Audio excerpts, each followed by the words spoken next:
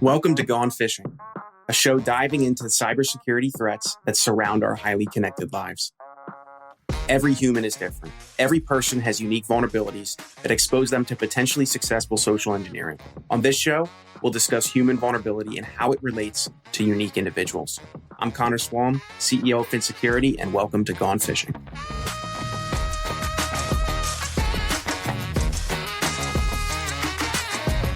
Hey everyone, welcome back to another episode of Gone Fishing. I'm your host, Connor, CEO at FinSecurity, and we're going to talk today about small business and cybersecurity breaches, or however you want to phrase that, just breaches in general. So what is a breach? Well, I've categorized this as unwanted theft of information, access, or money, but also it's not just theft. It's unwanted access to information, money, or authorization. So a lot of times a breach is not just, someone who is actually coming into your business to steal something. It's just somebody who's there who has access, which, the intention and the thought on at least, the defender's part is that individual at some point is going to try to steal money, information, or access. So while they already have some amount of it, their goal is going to continue to be to expand that so that they can just have more. Things are valuable. Information is valuable. Access is valuable. And money itself is very valuable. And that's what people who will break into your business and attempt to steal it are going to want. So the thing that I see a lot of times by small business owners, if you want to say small business owners, but largely it's people in general, is there's this sentiment of I blend in. I'm not a target. I'm not at risk. Somebody else is going to be at risk. It phrased a lot like any of those or any variation of those as well. And I have no idea who said this, and I've pirated it 100 times. So if anyone listening to this podcast knows who said this quote first, please reach out to me on LinkedIn and let me know so I can attribute it to them, because I was not the one who made this up. You're not too small to get hacked. You're just too small to make the news.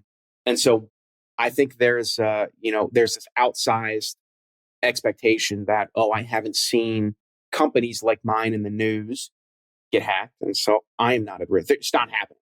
I can promise you it is happening. Like, it absolutely is happening.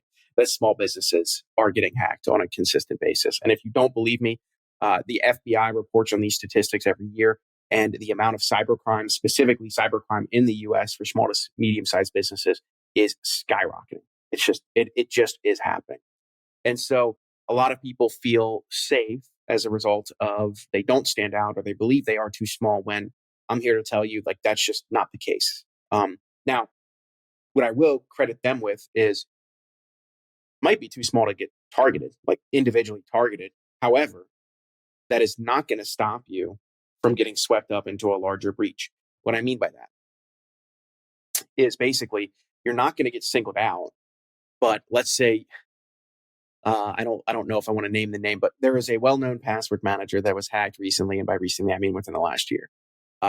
If you as a small business, or even you as an individual, used that password manager, there was a chance some of your information, your password manager, which is like the keys to all of the kingdom, was what had the ability to get stolen.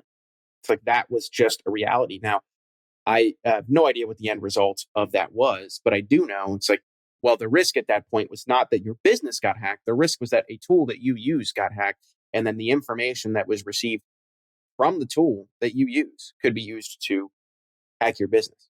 That's called third-party risk. It's called supply chain risk. It has a lot of different names.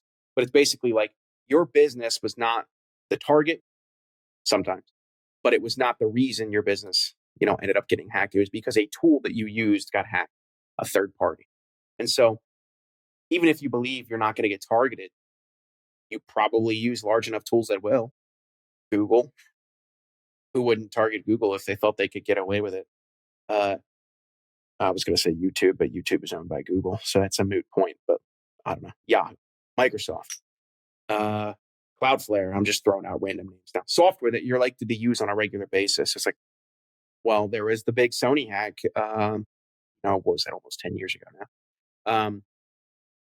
If you had an account with Sony's, maybe that information's out there on the web. So even though your business wasn't a target, you will become a target as a result of being swept up in those large organizations. So I bring this all up not to communicate that you should be incredibly scared about any of that happening, but for anyone who you're talking to, or maybe if you believe this, that even though you are right, that you probably too small to be targeted, you're using tools, and the total risk that you're exposed to is way more than just your actual business systems. It's the tools you're actually using for email, for calendar scheduling, anything, for anything at all. And if you happen to reuse password, I'll give you another pedantic example. Let's say you use DoorDash and you reused a password from DoorDash to some other tool in your business. Well, congratulations. If your DoorDash gets hacked, like maybe then they technically have the password to your other tools as well. So it's just like there is this cascading effect where sure, you might not be large enough to get targeted, but you are absolutely at risk, and you should be aware of that. So it's just a mental switch that folks need to um, be aware of, so to speak. It's just like you believe these things even though they're not true, largely because I guess nobody's told you all otherwise, or it's just hard to understand. It's something built in, so to speak. So, what should you do to prevent a breach? There's a ton of advice I could give here, but I'll draw a lot on a ton of presentations I'd give for small business development centers. Those are organizations that are funded by local, state, and federal government to actually just help small businesses get up and off the ground, whether that's through loans or through education.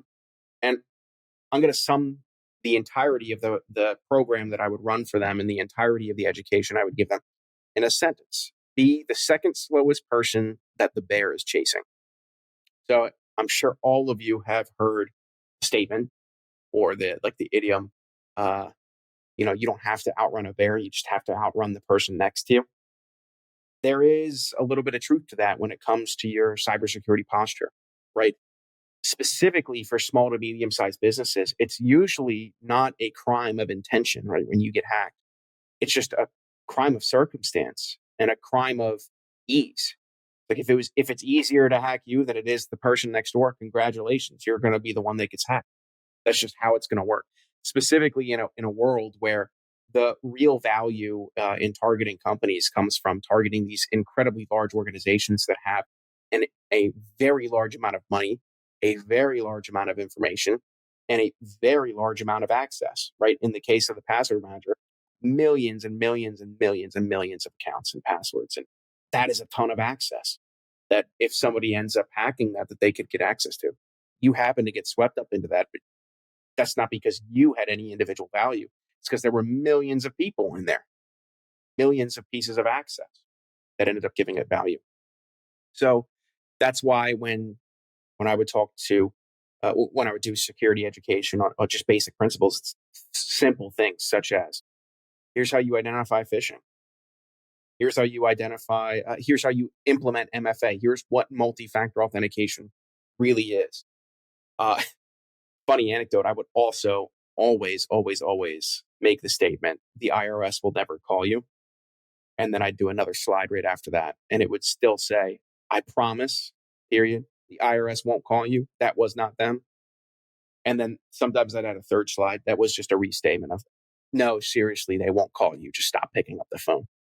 And inevitably, I would still have people that I'd be talking to that would ask me, it's like, are you sure that that's not the IRS on the phone and I don't owe them taxes?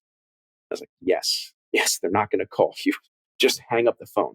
But that brings up a good point, is a lot of this cybercrime, if it is a crime of ease, it's just because it's easy for happen and it's just like a drive-by cybercrime, so to speak. A lot of that is just sweeping you up into emotions because the average individual doesn't understand most of security. So if the IRS calls you and says you owe us $100,000 in taxes and we're going to take your home if you don't pay it or something like that, the threat of that is sometimes capable of getting somebody into enough of a panic that they just go along with it. So that's what I would do a lot of education on, is you need to stop, slow down, and you need to understand, like educate yourself, so to speak. Another very big example I always gave was your bank. Sure, your bank's going to call you. If your bank ever calls you, you could take this today. Your bank ever calls you and says, hey, whatever, undisputed charges, or there's some issues with your account, you owe us money, or we need your password, I would always give two pieces of advice. One is your password is your password. Anyone who is asking you for your password to any of your accounts is not in the right, and you should never give that out. It's your password. It's your access. It's not theirs. And if your bank is calling you, whoever's doing that should have enough information and enough access to handle this thing without them needing your password.